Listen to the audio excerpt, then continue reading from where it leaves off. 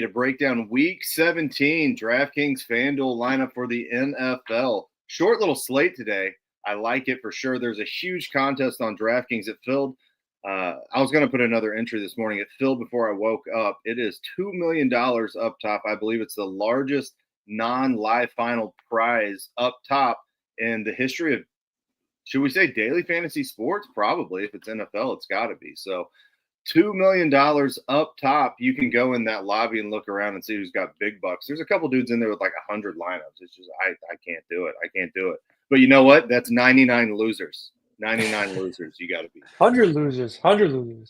100 losers. 100 losers. So anyways, we're going to go through it all. We're going to break down quarterback, running back, wide receiver, tight end. We're going to touch on this weather shenanigans that's been going on around the league. But I'll send it over to Sia here first. Just tell me, like, overall, how you're feeling about the slate. If any of the weather stuff's bothering you, any of the weather stuff we need to look out for. If you need me to, I can go over some weather notes. Yeah, I mean, I kind of like this slate. The shorter the slate, the better for me. I mean, I loved the 3-game slate yesterday, even though I didn't do quite as well as I wanted to. But I'm kind of treating this as a cross off. Like, I'm on a lot of popular plays, but I'm also what I think are going to be popular plays. I'm also playing tournaments that are kind of smaller. I think it's a good cash game week too. I'm really focused on weather and good weather conditions, optimal weather conditions, which is why that Minnesota game is something I certainly want to target, particularly on the Minnesota side. We'll talk about that when we get to quarterbacks and receivers mostly. But yeah, there's a couple of games I love, and there's a lot of games that are largely cross-offs with the weather. There's a lot of weather games where I'm going to be focused on the running backs more than anything. And there's a lot of ideal condition games, or a few ideal condition games where I'm going to be focused on the stacks and the receivers and things of that nature. So for me, it's kind of easy because I've got like a handful of guys that I like. And some of these guys are popular. Obviously, it's only an 8-game slate and people know where the dome games are and things of that nature. But it's all about roster construction to me. I mean, and contest size. I can't stress it enough. If you're playing a lot of these popular plays and you're in a huge contest, I mean, good luck with that. I have a lot of tournaments where it's like 300 deep, maybe even less, maybe as many as 800, but I can afford to get a little bit chalky, not completely chalky, but a little bit chalky with those types of contests. So I encourage people to look for those as well as the big money ones. Yeah, and what you see in those big money ones, like this $3,000 entry over on DraftKings, people will just kind of gravitate towards the more popular plays because they're scared to get different. Sometimes it works, sometimes it doesn't. It just depends on the day. But I've got my. I mean, I know exactly where I'm going. The weather is throwing me off a little bit, so we'll get through it. Maybe I should just touch on it for people who don't know what's going on. Tennessee and Jacksonville. This is via Kevin Roth at Roto Grinders. Line of storms coming through Jacksonville. Heavy stuff going to be coming up like pre-game, right when game's supposed to kick off. He's saying on his Twitter, go follow him on Twitter right now, that it could be enough for a lightning delay to push the start time back, which is kind of what you want because you don't want them to start playing, then get delayed for an hour or two, then come back out and start playing. It's not like the NBA or something. These dudes should go. They're not as soft as the NBA players, but that one is, I mean, yeah, you got to keep your eye on that one. We'll have more news. I mean, it locks in 2 hours, so hopefully we have more news. The Jets at Buffalo looks very wet pregame with rain clearing early in the game. The later we go, the stronger the winds get. 15-mile-per-hour gusts. 15-mile-per-hour winds with gusts up to 30 miles per hour. Carolina at Tampa Bay. Again, I'm reading this verbatim from Kevin Roth. I want to make sure I give him credit. Carolina, Tampa Bay, same line of storms moving into Jacksonville with push through Tampa as well. Lightning delay possible. Winds don't look like they're going to be too bad. Maybe gusts up to 30, but gusts aren't something you can avoid nor predict when you're throwing the ball. Philly should be fine, mostly dry. Sustained winds 10 and 15 miles per hour. Miami, Cleveland. Winds are a big story here. Sustained winds will increase throughout the game, 15 to 20 miles per hour. So that, to me, looks like the worst wind game, gusts up to 35. And you've got two probably going to be two pretty bad offenses. So you want to look at defenses in that game. And then late night, the Atlanta-Washington game, scattered showers where the Falcons are going to ravage the Commanders in Washington, D.C. Sia, are you going to the game? I thought I was going to the game, but it turns out I'm not. I'm going to be staying in for that one.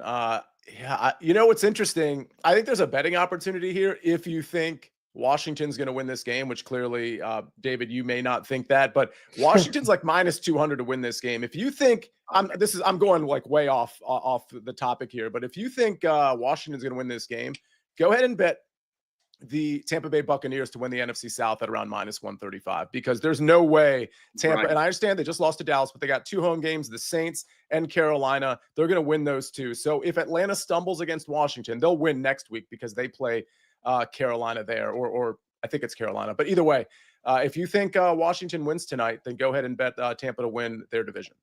That's really sharp. That's a really good call.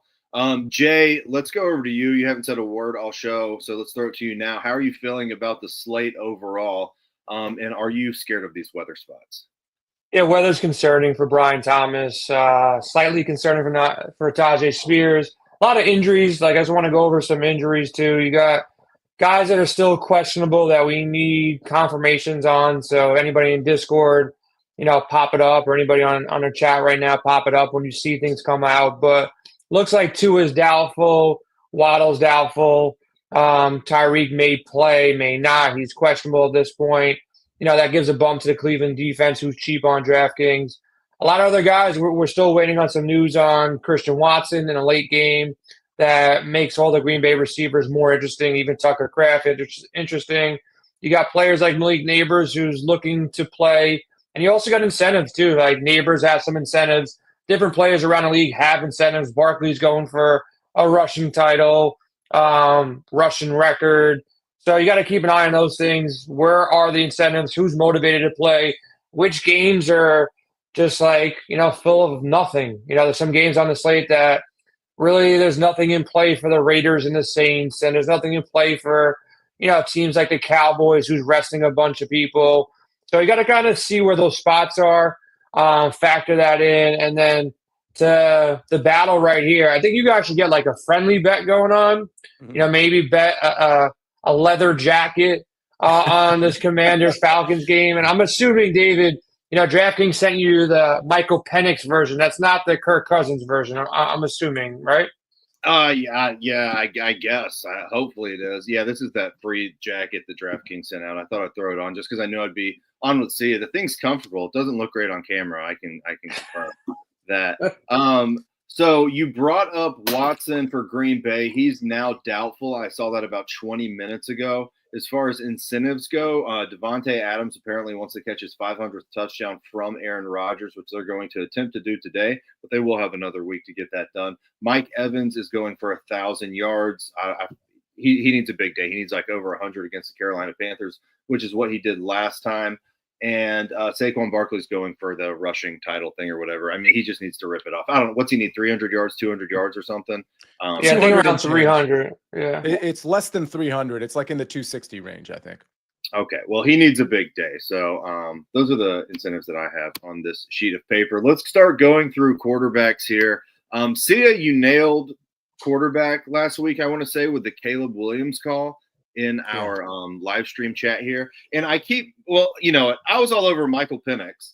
And yes, it was not a Michael Penix day. However, dude still won the Millie Maker with a stack with the Falcons. So I don't know, maybe that's a right call. You had to nail everything else, but you had a fantastic call with Caleb Williams. So I want to know where you're going today. Well, first of all, let me be very clear. I am one of the biggest Caleb Williams detractors you'll ever meet, dating back to his days in college, where Jason knows I was all over Jaden Daniels in front of Caleb Williams when the draft was coming up. But it was such a good matchup last week against the Lions, trailing game script. But more importantly, because we know it's always a trailing game script with the Bears, the Detroit Lions defense was so busted up. You knew even Caleb Williams and that offense were going to be able to do some work. So here, I'm going after, there's 2 quarterbacks that I love, and I guess there's maybe 1 or 2 I'd consider, and these are the chalky ones, right? And this is why my lineup construction in my contests, which admittedly are, lower entry contests, my roster construction is going to have to be a little different with some of these. It's Sam Darnold and it's Baker Mayfield with the lean to Sam Darnold. Obviously, I love Baker for the obvious reasons.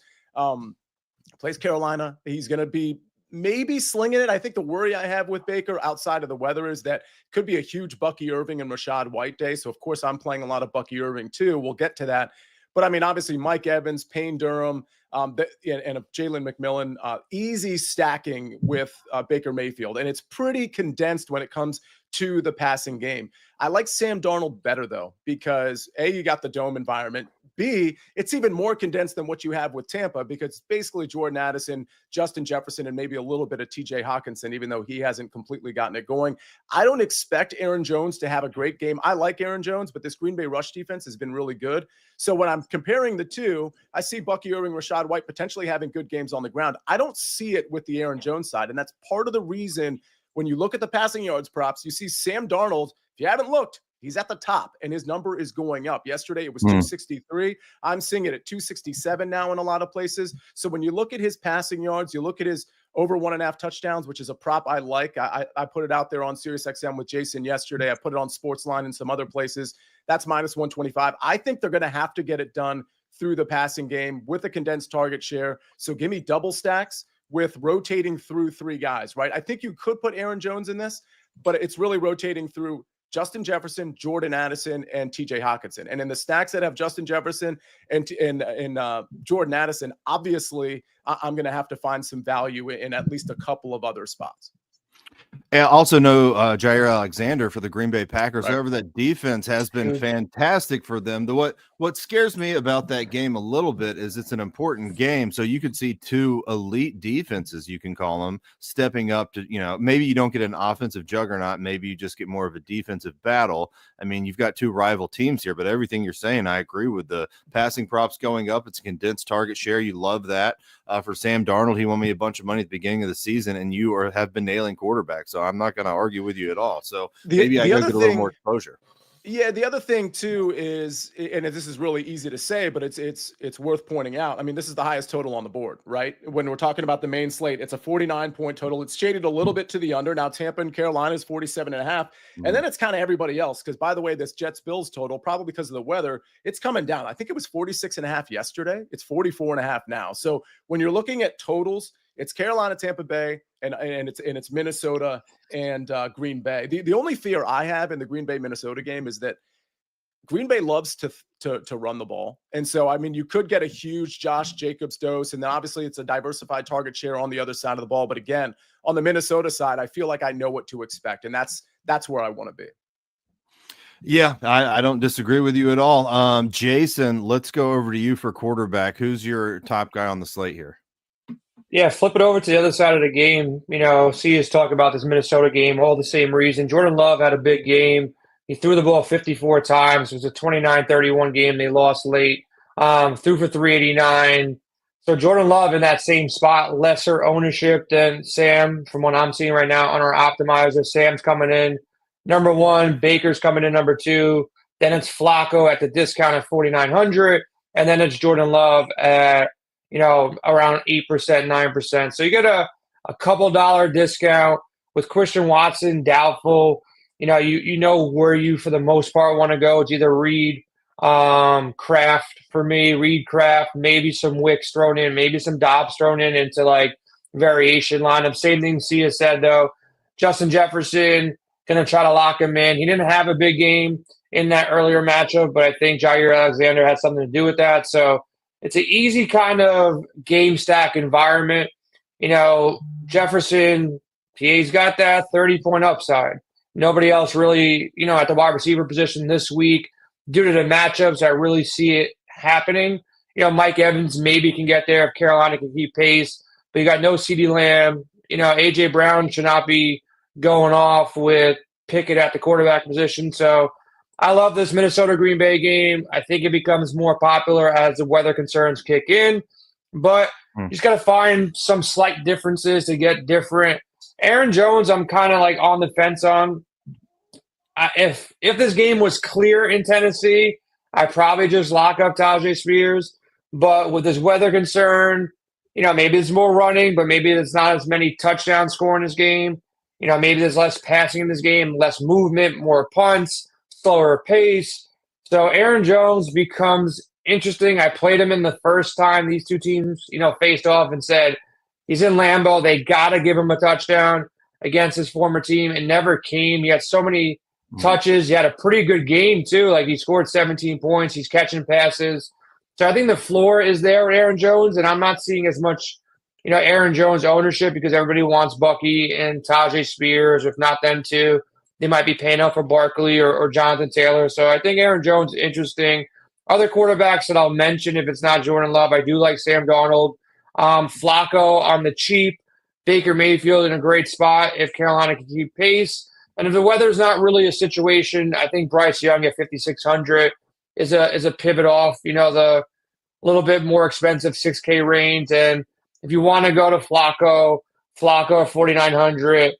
Look, this might be his last game. He's a New Jersey guy too, so he's playing in New Jersey. I'm sure he'll have some family down there. So weather is fine in New York. It's been raining on and off for the past 3 or 4 days. I think we're going to rain after it, but the window between 1 and 4 o'clock looks like no rain.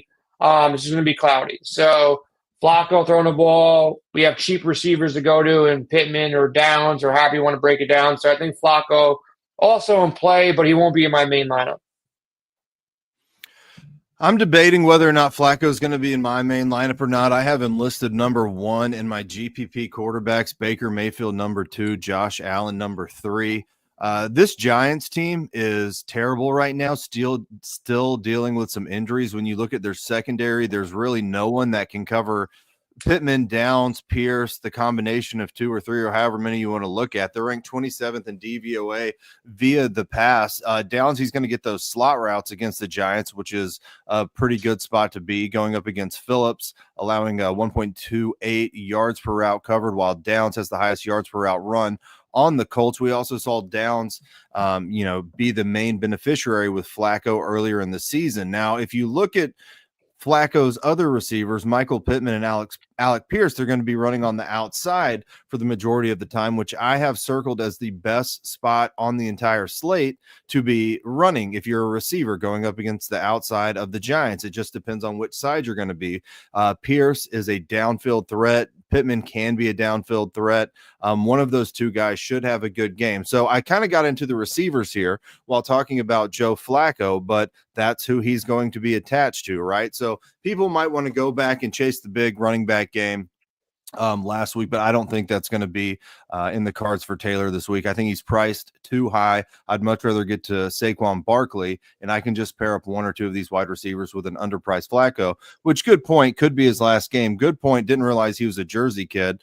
I think he's going to throw it a lot, and I think Downs is going to be the main beneficiary, and I think he gets the fire emoji, which is all I want at a cheap price quarterback. Now, I know he had some bad games, I think 1 or 2 bad games, like his last couple starts. Richardson comes back in, but the first game was good. So hopefully he can, dial it in and throw the ball. Behind him, I have Baker Mayfield. I'm playing Mike Evans everywhere. So if I have the salary to spend up on Baker, I will. If I don't, then I will play Flacco because I don't think I'm going to have the salary to get to Josh Allen at a very low ownership. Sia, is there any other quarterback notes you want to throw in here after we just went over all that? Not really. I mean, Bryce Young is obviously somebody that is worth talking about in a likely negative game script, and we got to see. I guess when inactives come out in about 7 minutes, we'll make sure we know who's actually playing for Carolina at the receiver position. He makes sense. I don't think I'm getting to him because, to be honest, I'm on Darnold, then I'm on Baker, and then if I have a third quarterback, David, it's going to be your guy Joe Flacco because it makes a lot of sense, and it doesn't look like the weather in New York is as bad as some of the other places in terms of rain and wind and stuff like that. So there is the potential that Flacco could kind of go off. I mean, I'd pick one. If I had to pick one receiver, it'd probably be Josh Downs. But I mean, if you wanted to double stack him or throw him with Pittman, thing is, we'll get to running backs in a second. I actually do like Jonathan Taylor. So that's probably where I'm going in my main lineup, but maybe in like lineup number 2 or 3, maybe it's a Flacco stack. All right. Well, we're on running backs now. So do you want to, tell us a little bit of why you like Taylor? Or? Yeah, I mean, this is the Giants defense, right? And by the way, the Colts still are playoff viable, right? It's extremely low percentage chance, but somewhere in the mix. Yeah, somewhere in the mix. With the Bengals, I mean, again, like this all kind of is predicated on a couple of things, including Denver losing to Kansas City, who may not be playing their starters next week. But I do see a pretty big JT game. I don't think Flacco is going to necessarily sling it around against the Giants of all teams because I just don't think they're going to push back enough. So if JT is playing 3.5 quarters, I expect him to get in the end zone at least once, maybe twice, like he did last week. And again, because of the value in so many other places, and I'm not looking at ownership right now, I'm not sure how reliable ownership is in this moment, just with all the injuries and opt-outs and things of that nature. So, I mean, I think Jonathan Taylor is going to be relatively low owned. I might have some lineups with 3 running backs, a running back in the flex. It's going to be Bucky. It's going to be Spears. I understand this is chalky. Bucky, Spears, and Jonathan Taylor. Those are my 3 favorite. And I'm looking at my list right now. If there was another running back for me to throw in, Aaron Jones definitely in consideration, and then in the non-Sam Darnold stacks. The other one would probably be Jerome Ford. I think the floor is pretty low for Jerome Ford, but I think the ceiling is relatively high. So for tournaments, I'd consider Jerome Ford. They're going to run the ball a lot in the Cleveland-Miami game. So it makes a lot of sense going to Jerome Ford, who a lot of people probably aren't on. Maybe a little push this morning when you're looking at the quarterback situation and the weather. They're going to be running the ball. But can he score? I don't know. Probably. He's not too bad of a running back. Where are you going to go over here for your main running backs, Jay? Give me 2 or 3 guys that you're in love with. Yeah, I'll talk ownership for a second just to kind of get everybody on the same page here. At running back, our lineup optimizer, WinDailySports.com, has Tajay still coming in number 1 around 38%. Bucky Irvin, 34%. I prefer Bucky over Tajay. Touchdown equity, less rain to deal with. I know there's rain in Tampa, but I was talking to some people who actually live down there. It looks like they're safer than the Jacksonville side of things. Saquon Barkley going to be the top spend up as far as ownership goes. He's still coming in at 30%. Makes a lot of sense with Kenny Pickett versus Dallas team that's been having some trouble stopping a run as well. Aaron Jones coming in 4, Jonathan Taylor 5. All those guys are sitting right around 18 to 38%. With Tajay at the top with Bucky. So I think Bucky's a lock for me in every single lineup. I just don't see a path that he doesn't succeed, find the end zone. His rushing prop it's up there with the big boys. It's up there with Saquon and Jonathan Taylor, but you're getting a big discount. You remember Yeah, what it was? Bucky, I have it open. It's anywhere between right now 85 to 88, depending on the book. FanDuel's got it at 85, Caesar's got it at 88, DraftKings got it at 87. So it's one of the highest on the board. Saquon is anywhere between 111, which is ridiculous, to 114. Jonathan Taylor is sitting anywhere between 90 and 98. So FanDuel, where I think is typically like the sharpest when it comes to props and setting lines, they got Taylor at 90, and then somebody like BetMGM, which I like to take advantage of, got him at 98. Bucky's sitting, like I said, between 85, 87. A guy that nobody mentioned that I feel like will be under-owned. I'm not playing him. I haven't built lineups around him. But Bijan's got a prop between 81 and 85. Josh Jacobs between 69 and 72. Another guy that I have in some Millie Maker $20 lineups. I expect a heavy run game in the Jets-Buffalo game. James Cook is going to be a guy that's going to be super, super low owned, that if things just break his way, he finds a way into the end zone. He catches passes. He does a little bit of everything. I think he's sneaky. I have him in some variations, not in my main bigger lineups, but I think he's kind of interesting. So right now I'm locking in Bucky, and then I'm debating just play that chalk with Tajay or pivot to a less popular guy in Aaron Jones. I think because I'm playing the Jordan Love side as my main lineup. So Aaron Jones just makes sense. Him and Justin Jefferson, pair them together. Jordan Love with one of any of the combination of 1 or 2, with Jaden Reed. I like Kraft, the tight end, Wicks and Dobbs. They're all in variations. That's it at running back for me. I think Cook is the sneaky guy. I think Bucky's the lock. I think Barkley, great spot. Taylor, great spot. Tajay, great value. Should get volume if the touchdowns come. He gets there. Not really messing around with Breece Hall. I think James Cook is sneaky. And then, if you want to throw one of Mike Boone or Blackshear, just to throw him in a flex spot at 4K. Not a terrible spot. If they fall into the end zone, they get you 15 points. Instead of getting a wide receiver at 4K that gets you 3 catches for 40 yards. If one of these guys fall into the end zone in a higher paced game, they might get you 15 to 20 points. So I think they're interested. Not really playing Kendry Miller, but there could be some interest there in the right situation can get there. But pretty condensed up top for me.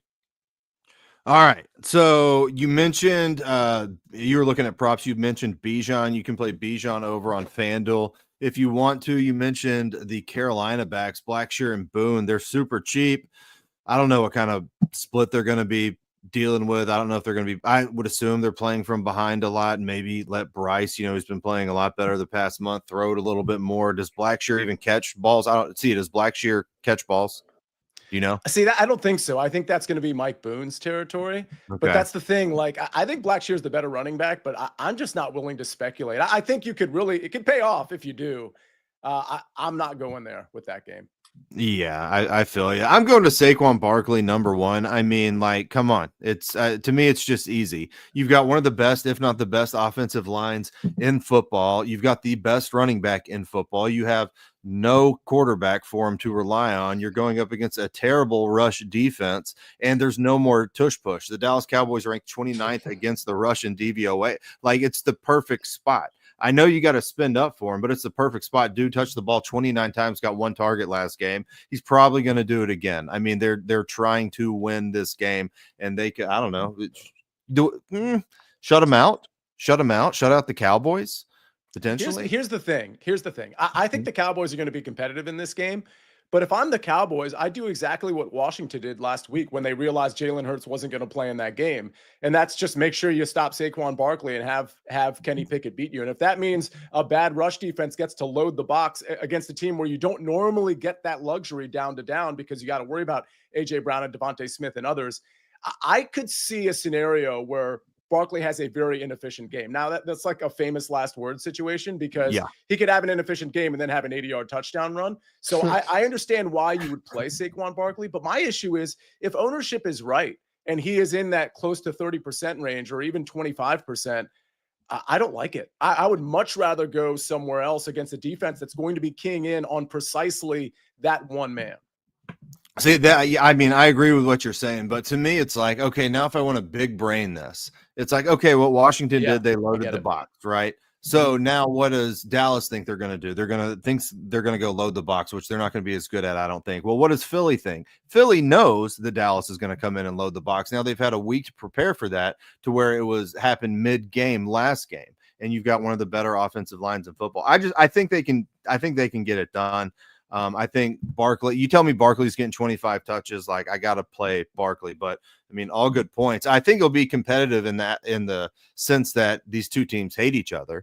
But what if you just get stomped by the Eagles, who have a good defense, and now it's like, okay, Philly's up 2 touchdowns. Now we just run the ball. Kenny Gainwell will be involved in the script as well, but I don't know. I'm playing Barkley. I'm playing Tajay Spears. Yeah. Hey, let me just ask you a question. In a vacuum, right? Say it came down to you can either play Barkley or you can play Justin Jefferson. Would you prefer? I think I asked Sia this question last night. Do you prefer Jefferson in more of an up-pace spot, or do you play Barkley? Because you have some value to kind of come down from at the running back position. Not to say that you don't have at the wide receiver position, but in your flex spots, so you had the money for both. Who do you take? I mean, yeah, you've got value at both positions you can spin down for. Like I'm playing Saquon Barkley. I know I'm playing Saquon Barkley. So that's my answer for my team is I'm playing Barkley, because I think you have like the top spin up wide receivers really haven't been like the greatest this year. It's been more of the mid range, and with some of the value opening up with the Colts and even Green Bay, I'm playing Saquon Barkley. So I don't know. If you disagree, play Justin Jefferson. He's awesome, clearly. I'm locking in Tajay Spears. That's a no-brainer. As far as the Tampa Bay running backs go, I think Bucky Irving, obviously, he's going to be the main running back. But Rachaad White, I think, is also a very good GPP play as well. Is he going to run the ball as much as Bucky Irving? No. Irving's healthy now. White's going to be kind of that pass, not kind of. He will be a pass-catching back, maybe wide receiver 2, wide receiver 3. I don't think people are taking into consideration that Cade Otton is out enough. I know Payne Durham went out and got his 7, 8 targets, whatever it was, last game, but White still got his targets. White is one of the top, I don't know what his rank is right now, but this dude scores a lot of touchdowns. When they get down there in the red zone, Baker can easily throw it to White. I think White is fine at $1,000 discount from Bucky Irving, because you kind of see Oh gosh, who's the other team I was about to compare him to? Where you just they can split the touchdowns up easily. It's never like Irving going for 3 or White going for 3. It's like White gets one, Irving gets his, and none of them really ever break the slate unless they're dramatically underpriced. But you can make the argument that they are now. You're thinking of the Lions. I'm thinking of the Lions. Assuming. Yeah. Thank you. By the way, I'm thinking just like Rustling Paving is, because I didn't even see his comment about Dallas stacking the box. And I literally verbatim said what he said. So it looked like I completely stole his comment. I've said it on other shows too, I promise, but that is a very astute comment, my friend. And I believe that's an R for, I assume, Washington. I don't know, maybe Redskins, maybe. So if so, let's go and beat Atlanta tonight. Anyway, carry on. Man, I hope not. It's such an Atlanta thing to do, to just go get smoked tonight. I'm at a Christmas party tonight. That's not going to be great for me. Will not be wearing the jacket. So I almost flew out there too to go to the game, but then I looked at the weather and it's supposed to be a little rainy too. I was like, I don't want to do it. Let's move on to wide receiver here. Kind of running out of time. Let's go to Sia for wide receiver. Give me, 2 or 3 dudes you just got to have. Yeah, I mean, obviously in my Sam Darnold stacks, and I told you what games I'm targeting. They're kind of the obvious ones. It's Jordan Jefferson, Jordan Addison, and Justin Jefferson. I'm definitely targeting them. I may not get to Brian Thomas. I understand his popularity. I don't have a problem with the Brian Thomas play, but there's just other receivers that I'm probably going to get to. Obviously, Mike Evans and Jalen McMillan, super strong with Baker Mayfield. Josh Downs is a guy I'm going to consider. I haven't really considered many Green Bay run backs. We'll wait and see. I guess Christian Watson's probably going to be out. That's probably, I guess we're not going to hear that particular news because they have the 4:00 game. So, Reed, Dobbs, I think you can run it back, but I think even though I like this Green Bay, Minnesota game to score a lot, I don't know that you need to force a run back. If you do, that's totally fine. If it were me, it would probably be Romeo Dobbs as the run back, as opposed to Jaden Reed or Dontavian Wicks or Tucker Kraft or anything like that. But Jefferson and Addison, Evans and McMillan, somebody asked about, and Josh Downs, somebody asked about Devontae Adams. The weather is a bit of a concern, but negative game script. I think both Devontae and Garrett Wilson, I'm not playing them both. I'm not playing Aaron Rodgers stacks. Don't hate it. Not playing it. I think either of those are pretty smart plays personally. Yeah, looking at wide receiver, looking at wide receiver, just from an ownership perspective, I was kind of shocked. Look, the optimizer, it's never 100%. We put our projections in for ownership. You put your projections in, for the game itself. And looking right now, man, Josh Downs is coming in as number 1. I get it. He's 4,800. Everybody's excited about Flacco. Flacco is somewhat popular. You get a discount on both these guys, but kind of happy to see because, between Nick and David talking through Texas past couple of days, you guys both like the matchup for Michael Pittman. Pittman's coming in at half the ownership right now for Josh Downs. He's the flashy new toy. Pittman's the old dog. He catches touchdowns. So I think that's a pretty good pivot there. Justin Jefferson, pretty much locking him. I had Brian Thomas for the most part locked, but similar to Sia, I'm trying to convince myself to come off him with my stack of Jordan Love and this Minnesota Green Bay game. I got the most shares of Jaden Reed. Then I got some shares of Dobbs, Wicks. Wicks is a good value spot at 3,900. If it's not Wicks, I do like McMillan. I like his prop. I bet his prop.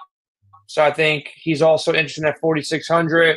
Neighbors I was off of early. Then you start reading about the incentives that he's trying to go for the rookie receiving record, and he wants to do this, and he wants to do that.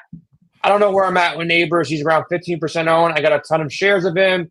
He's in a good spot. Ridley I liked before the rain, but now I'm pretty much off of Ridley, close to 100%. I'll have a couple shares here or there. Mike Evans, good spot, of course. Dave, I'm sure you'll talk about it. And the other guy that if I come off of this game in Tennessee, and I'm coming off of Brian Thomas, I think, and Leggett is banged up. Adam Thielen had a big game the past couple games. He's in that mid-range 5,700, coming around 10% owned. He's consistently good. So I like Thielen as a pivot, lower ownership. And I'm just focusing on the games that I'm, stacking up. So it's his Green Bay, Minnesota, pretty much all the receivers, Carolina, Tampa, those receivers, and then got to take a shot on, this New York Giant Indianapolis game with either Pittman or Downs and running it back with Neighbors. All right, so a few things here. So Neighbors, if he's going to go for the most receiving yards for a rookie or whatever is going on with him, he's not going to get it because he's still going to have to pass Brian Thomas Jr. and Brock Bowers if we're counting tight ends who have 100 yards on him. So he would have to just go nuclear with a bad quarterback. I don't see him catching him. You've got Thomas and Bowers kind of going back and forth, a 20-yard difference between who has the most rookie receiving yards for these two. Now, they're not going to beat Puka Nacua from last year, set the all-time receiving record for a rookie, but one of these two are going to have to win it unless Neighbors goes out and goes for 250 or something today. As far as the Green Bay receivers go, it seems like everyone always gets these dudes wrong because it's impossible to predict. Yeah. It's like, okay, Watson is out. We'll just go play Wicks. Dud. Okay, everyone's on Reed. Dud. It's Dobbs that goes off. It's just incredibly difficult to predict because Jordan Love doesn't even know what he's going to do out there. I mean, you have to, you got to let it come to you. And he doesn't have a favorite guy. Who's open, I'll throw it to you. But it always tends to be the same guy the entire game. He's incapable of spreading it around. Yeah. So that's part of the reason I don't love a run back. I mean, I don't think it's a bad play to try to guess on the run back, but this is probably a good time for me to, by the way, Neighbors or BTJ. We should probably answer Colton's question. By the way, if you have a question, we have over 300 people watching, a lot of people watching on Twitter. If you want to ask a question like Colton or Prasan or Ed, come over to the Win Daily Sports YouTube channel. And once you hit subscribe, you can ask any question you want, I believe. So it's BTJ for me. I'll note that the prop BTJs is about 11 yards higher, 11, 12 yards higher than Neighbors. Jason, where are you at on this one? Because I know you like Neighbors. He wants 1,000 yards. He doesn't need much to get to 1,000. He needs 31. Sure. With Neighbors, the weather is not a concern. And with this Tennessee game, the weather is a concern. So I think I give a slight bump to Neighbors. Yeah, he's gonna probably get beat by Bowers and Brian Thomas for the rookie record, but for a second he might have it sometime today. But it's also I got Pittman in that game, so it's kind of hoping that it runs back and forth a little bit more. So it's kind of a mini game stack without playing a quarterback. So if you asked me a week ago, it was Brian Thomas. If you ask me now, slight lean to Neighbors, going for some incentives. I think he has an incentive too for 1,000 yards. I'm not sure about contracts, but seeing some people post on Twitter. So slight lean to Neighbors due to the weather, and it's really close though, man. If the weather opens up in Jacksonville, then it's probably back to Brian Thomas, but not sure that weather is going to change much. If they get that delay, though, with the lightning and somehow we walk into clear skies, then great. But if you remember seeing the last couple heavy rain games, it turned to shit real fast. They weren't passing the ball, people dropping passes, people slipping. That's why I think Tajay's still okay, but I'm trying to sell myself to come off Brian Thomas. See, that's what I think a lot of people will do that, which for a good reason, right? If the weather's not any good, then the weather's not any good. We'll have to wait and see. But I think Brian Thomas has been up there in everyone's lineups a long portion of the week. And now it's we got to bail. It's going to rain, So I think we're good. Whatever the projected ownership is for him, I think will be lower depending on the contest, but he's still going to be a popular dude, right? But the big $3,000 tournament on DraftKings, I can see some people getting scared.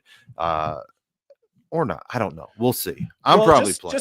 Just so everybody's aware, the top three in yardage when you look at props are Justin Jefferson, Mike Evans, and then Brian Thomas. And I'm not necessarily saying you got to play Brian Thomas in all your lineups, but that's pretty telling. It's 88, I'm ballparking it, about 88, 85, and then 76 when it comes to those three receivers in terms of receiving yards. So that's telling you something. Neighbors is down there in the mid sort of low 60s range. So the one thing I wanted to point out, DJ, I don't know if you have anything more on receivers before we get to tight end, but one thing that I think you can do here, especially if you're playing some chalky lineups, is consider late swap. Consider how you're doing in the 1 o'clock games because, oh, by the way, one of the 2 4 o'clock games is that terrible Miami game. But the other one, of course, is Green Bay, Minnesota. So if you're on a chalky lineup that's not doing so well through the 1 o'clock games, you can probably switch off the Sam Darnold lineups and maybe the Aaron Jones chalk and switch right in. You want to leave a few spaces open for this important game.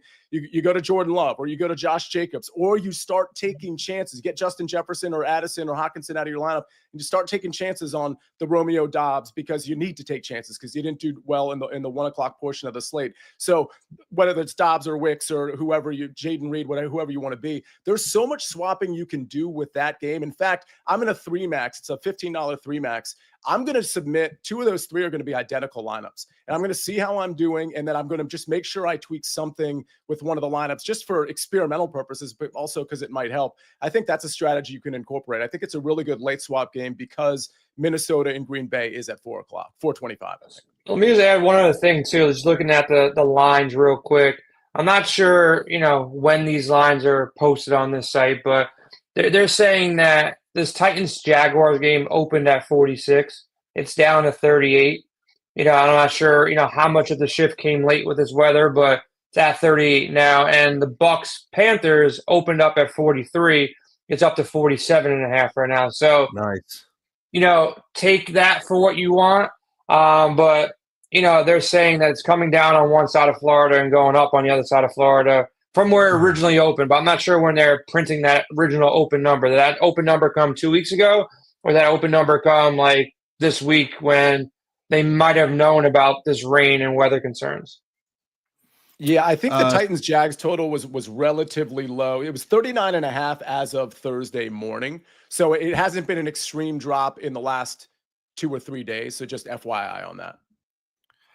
So annoying. Speaking of rain, Kevin Roth just tweeted heaviest of the rain is clearing Buffalo, but we still have to wait to contend with a few showers, winds 15 miles per hour sustained, gusts at 30 miles per hour. As far as wide receivers go, I mean, we talked about most of my guys. Go over to windailysports.com, use promo code SICKO, 50% off right now. You can buy it for a week and just read the article and Nick's cheat sheet and all the other content. The projections, use the optimizer. I mean, it's the cheapest way to get in and use an optimizer and look at projections if you use promo code SICKO, 50% off. But we didn't talk about the Dallas Cowboys receivers who, look, it's a pretty gross button click, but you've got no CeeDee Lamb. We're still waiting on Tolbert news. We're still waiting on Brooks news to see if these guys are going to be in. Have y'all seen if he's going to be in? Just quick yes or no, these 2 guys, Tolbert? No, Brooks? I assume Tolbert was playing, but I don't know.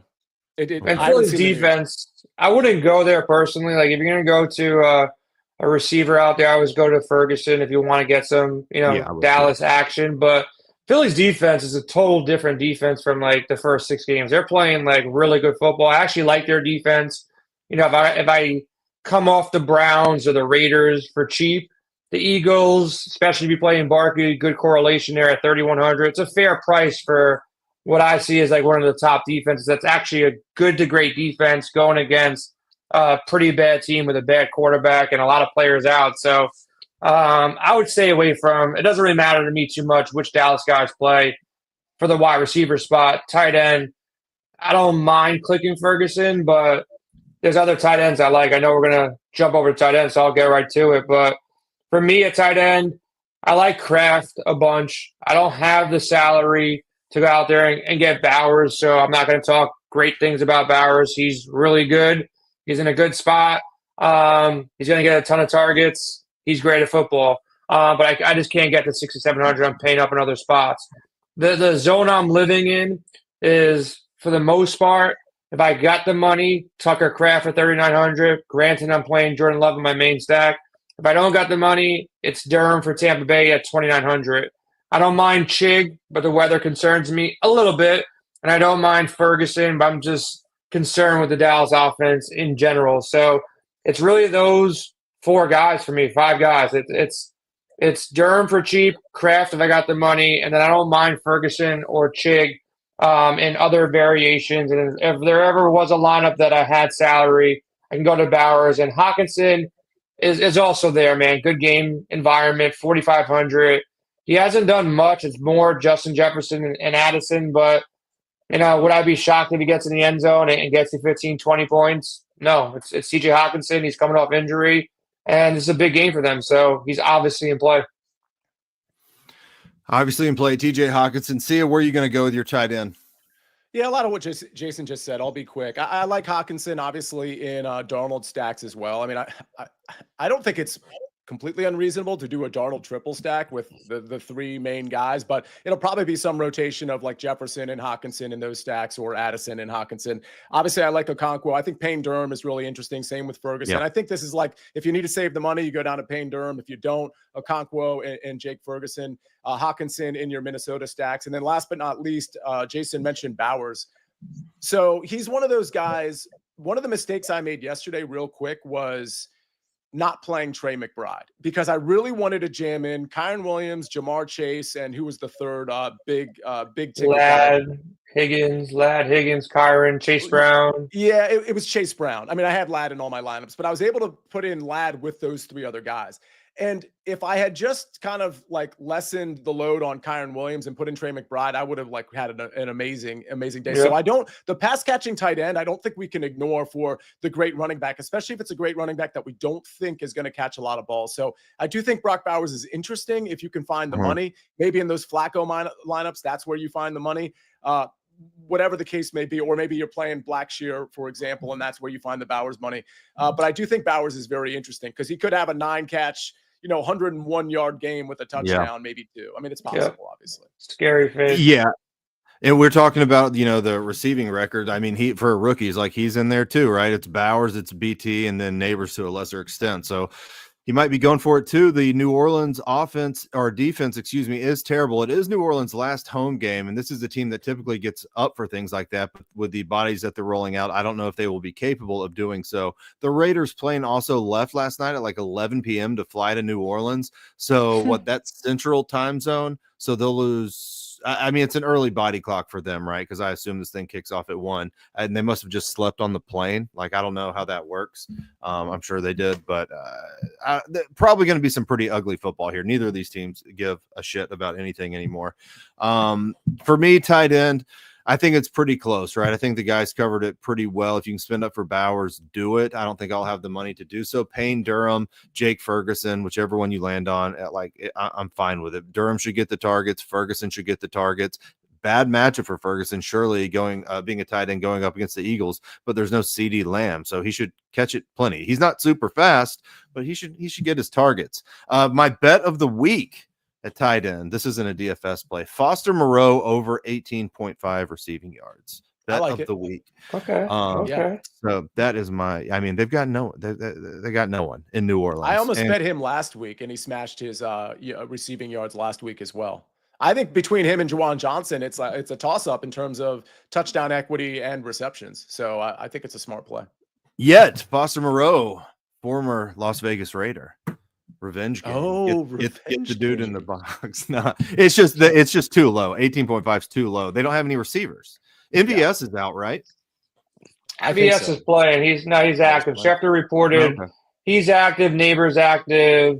And Devontae Adams active. The only thing that's been announced inactive, Curtis Samuel, and the rest of the guys are all defensive players right now. That was reported around 16 minutes ago. So still waiting for some other guys, but the key guys. Hold on. Sorry, because I think you covered everything there. Jordan Mibbs is inactive. So Kendre Miller, we didn't really talk about him. And Jordan Mibbs actually got some run last week. Now, granted, that was like he won me their showdown. Mibbs did? Yeah. That's incredible. Okay, well, he's out. So doesn't that mean that Kendre Miller gets all the work? I think he's 5,500. Does he need now? Maybe you thought Kendre Miller was going to get all the work anyway, but does he get back into the running back rotation because it's kind of just him, right? Well, it fell out of favor with him last game because they were leaning on Mims in the passing game, and it was maybe it was just such a blowout. They're like, let's just save this guy's injury-prone legs or whatever he's up to.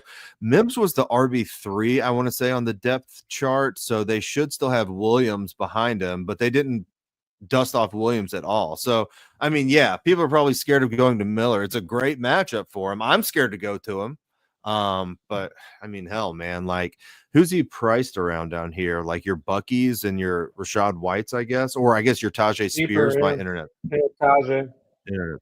Clyde Edwards-Helaire is on this team. That's right. Does that matter? That's right. No, doesn't matter. It shouldn't matter. No, it doesn't. Yeah, so this should be, I mean, you know what? That's pretty good thought. I mean, I'll have him in my top 6 in GPPs anyways, but Mims out. I guess that helps a little bit. Vegas is terrible. I don't know. I hope I don't land. He probably has a great game. I hope I don't land there.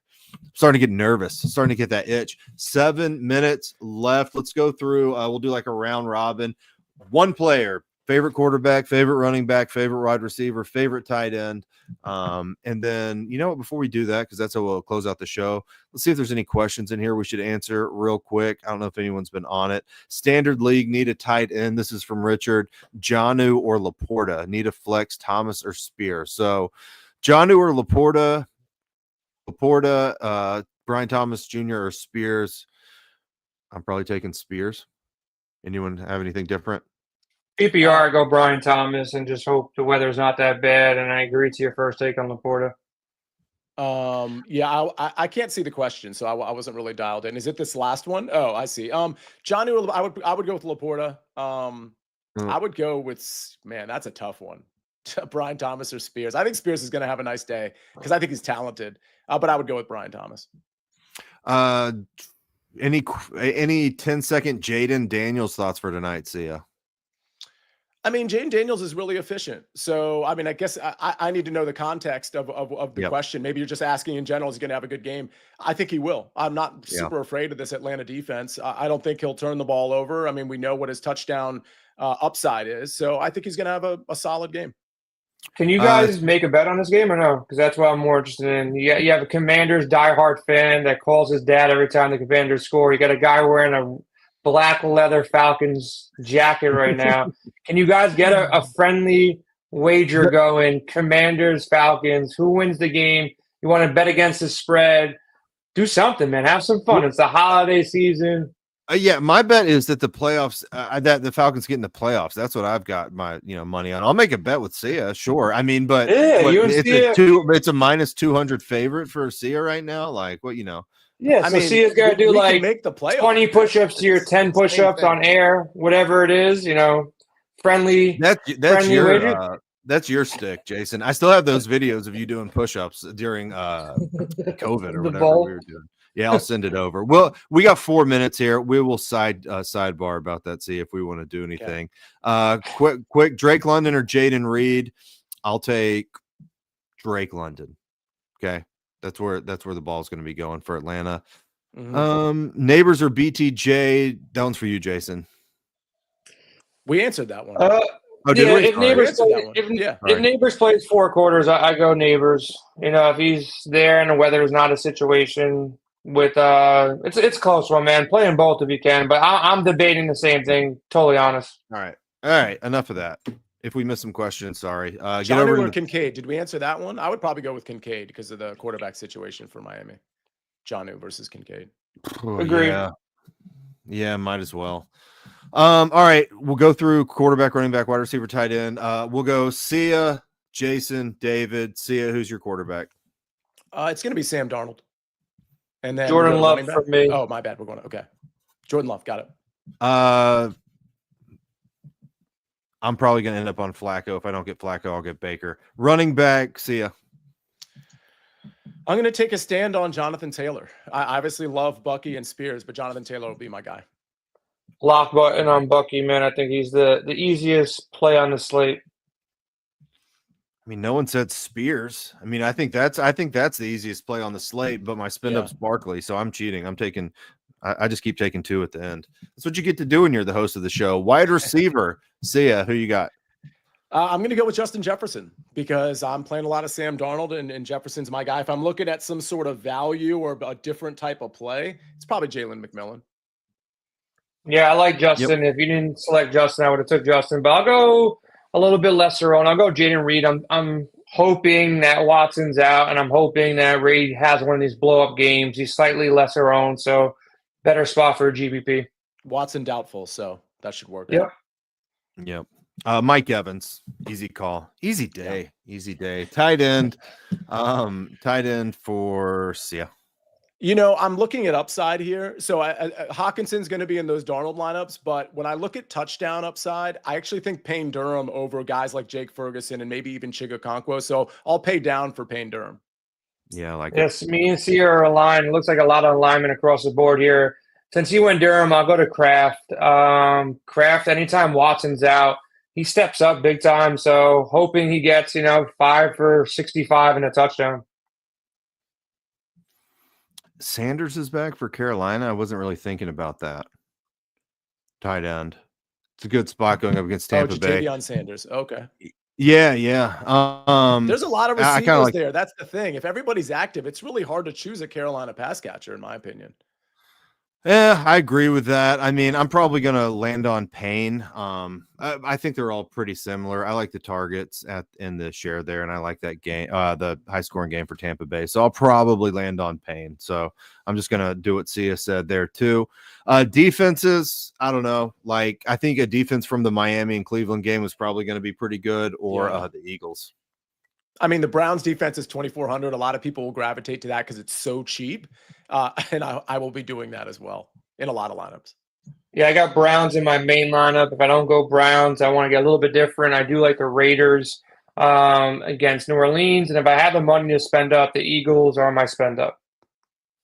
I'm seeing if there's any news we need to touch on right now that just came out. We don't. It's 11:59. We have 1 hour and 1 minute until the lock of the biggest daily fantasy sports contest. That's not a live final in history. Good luck to everyone. Hopefully someone over at Win Daily can take it down, win life-changing money. Second place is $1 million. Get out of here. That's awesome. Thea, we appreciate you. Appreciate you hopping on. I'll be in touch with you about this game later on tonight. Can't wait for the Falcons at the Commanders. Jay, always a pleasure to have you on. I'm going to ask you to hit the in stream button for me. Appreciate everyone watching. We'll catch you next time. Bye. Happy New Year, everybody. See ya.